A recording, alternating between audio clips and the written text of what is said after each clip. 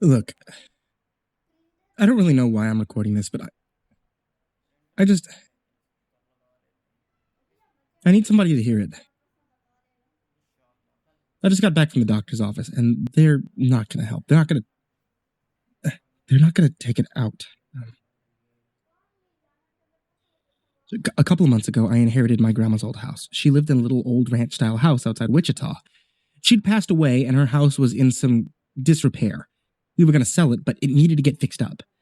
If we sold it as it was, it would have been leaving a lot of money on the table.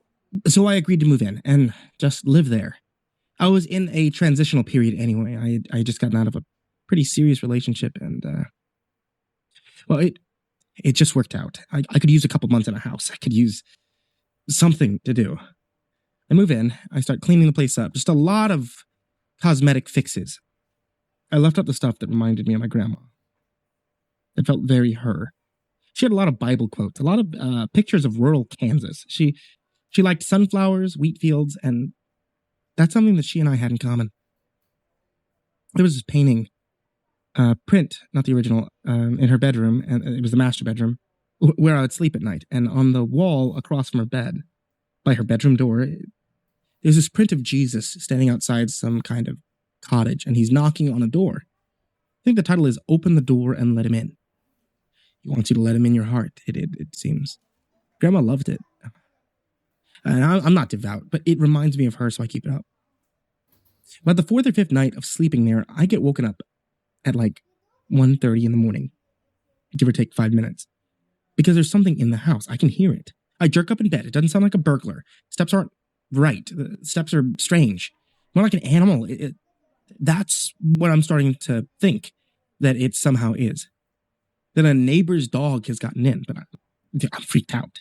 I don't want to get out of bed, but I need to do something. I look around the room to see if there's anything I can use as a weapon. Grandma didn't have a gun, thank God. And then I hear whatever it is begin to walk towards Grandma's bedroom door.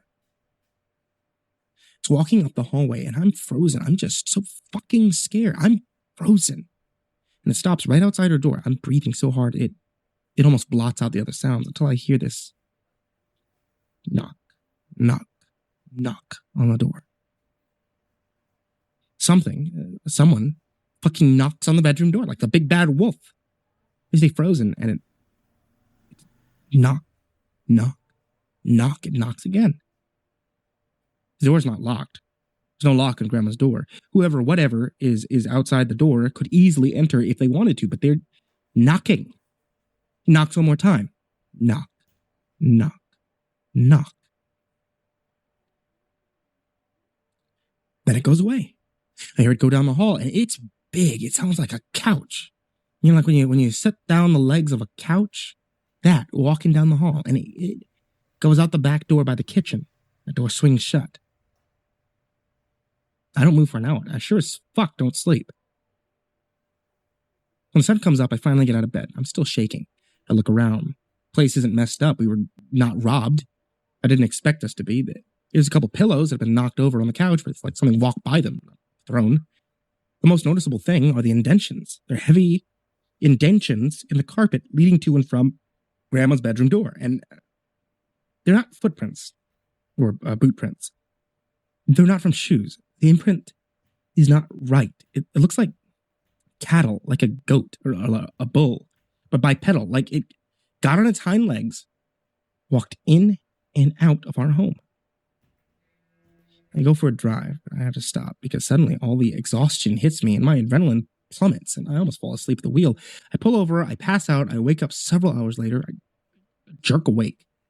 I just immediately am freaked out. I don't know if I hallucinated. I don't know what happened. There's no accounting for it. There's no way an animal on its hind legs walked into my grandma's house, knocked on the door of her bedroom, and then left. That's just not a thing that happens, okay? There's no fucking way, right? So I go crash at a friend's place. I don't say why. He thinks it's just the depression, breakup blues, and I let him think that. That's fine. I ask if I could stay a couple days. He's game. Once the fear's finally kind of fallen away, I know it's time. I can't abandon my grandmother's house because it was one fucked up night. So I go back and,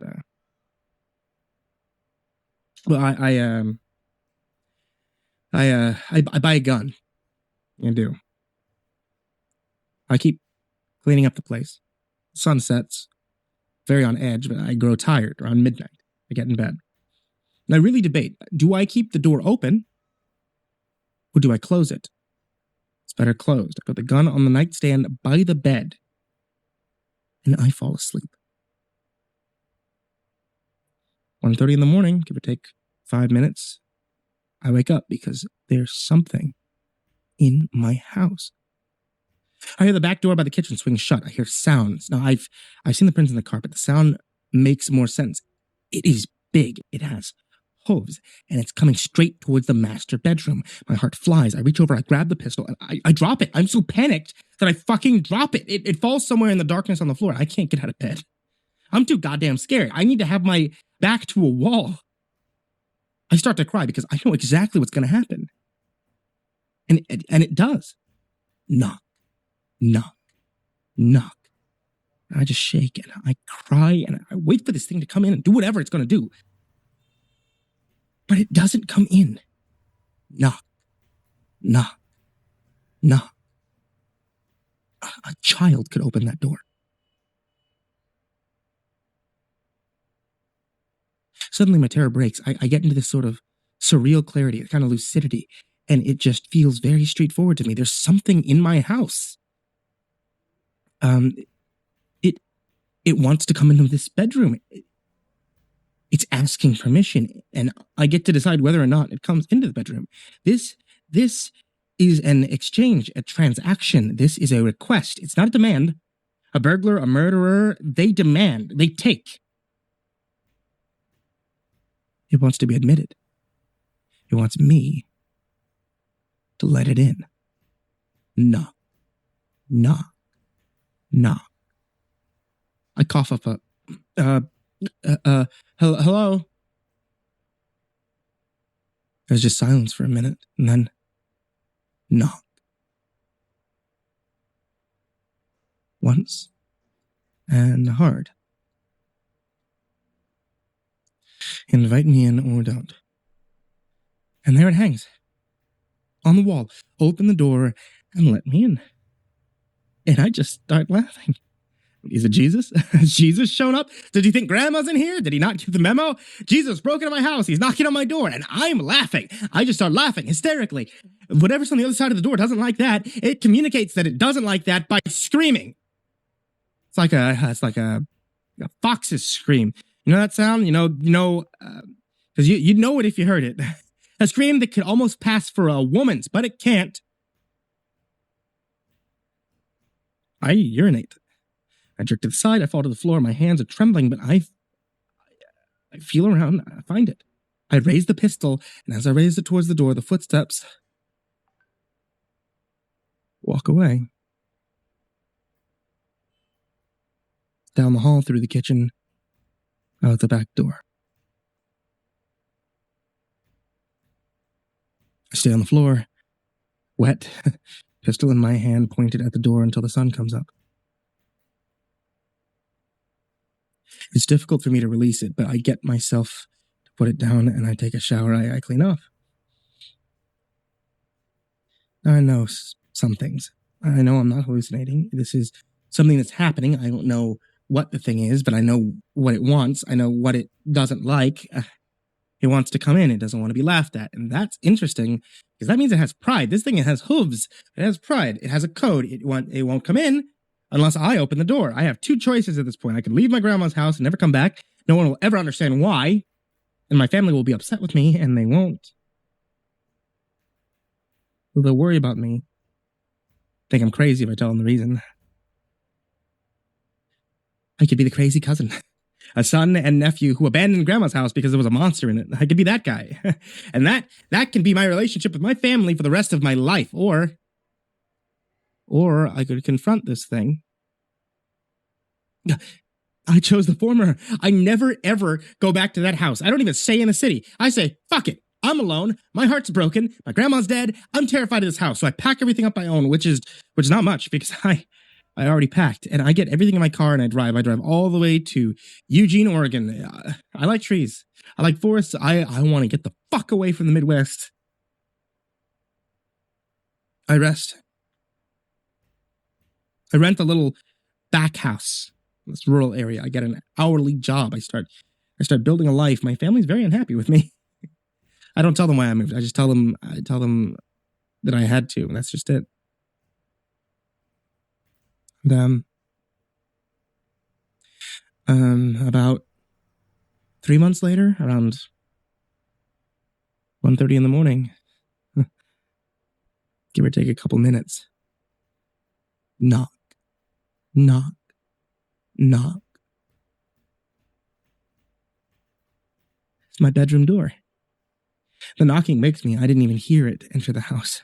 I sit up.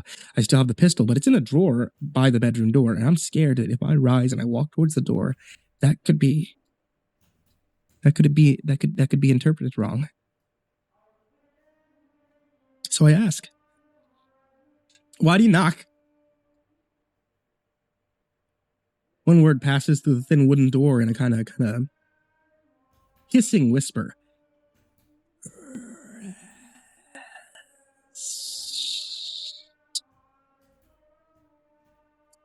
I get out of bed. I walk to the door. I put my hand on the knob. And I twist my wrist. And the latch, the hook, slides back towards the hinge. The door's loose. I tense, afraid it will push it, but it doesn't. It waits. I decide I don't want to know what it looks like. I close my eyes. I step backwards, pulling the door all the way open, clearing a path for it to enter, and it does. It walks past me to the bed. I hear the bed groan from the weight, and I listen to it. I breathe. And its breathing slows as it begins to fall asleep, and I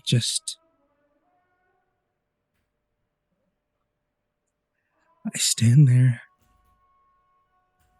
and I listen.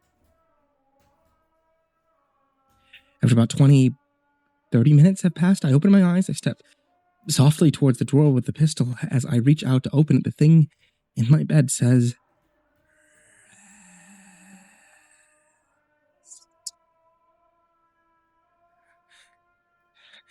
this in a way that is unmistakably an invitation to join it. I don't know what it's going to do, but I know it doesn't want to kill me. It wants to feel me near it, and believe it or not, this is something I understand. You want someone in bed next to it, and that's a feeling I know pretty well. It doesn't deserve to die for that feeling. So I climb back in bed. This goes on for a month, every night. 1:35, give or take 5 minutes. It climbs in bed. It leaves before the sun rises. Some nights it holds my hand. I recoil initially, but get used to it. 2 weeks in, it licks my neck. Week after that, I let it lick my face. The next day, it strokes my stomach with its paw. I let it feel other parts of me. I mean, I'm here, you're here, no one else is touching me, no one. I haven't been touched in months. I'm too fucked up to hit on anyone. I'm worthless on the apps. I don't know. I let it touch me, then do a little more, and a little more, and a little more, and then I let it do something that no one's ever done to me, and let isn't the right word anymore, because fuck it. I actually kind of like it. I love it. Okay, I fucking love it. I still don't even know what this thing I sleep next to every night looks like. I know its shape, its heat, its touch, its tongue. Okay, I know it has a tongue. It has something else that feels really good.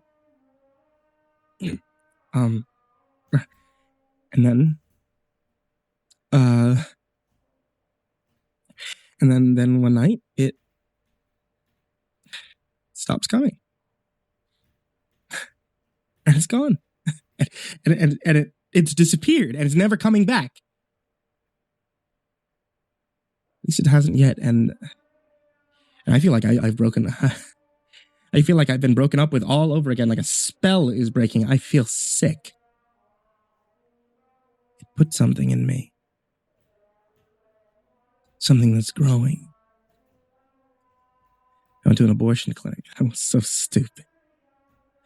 I don't have a uterus. They laughed at me. They laughed me out of the building. At least one nurse pitied me enough to give me the address of a surgeon, but the surgeon didn't pity me. He accused me of being high. He referred me to a psychologist.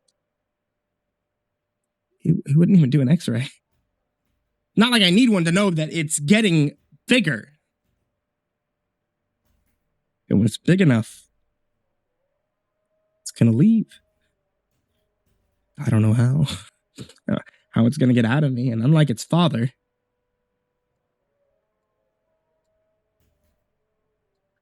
I don't think it's going to ask permission.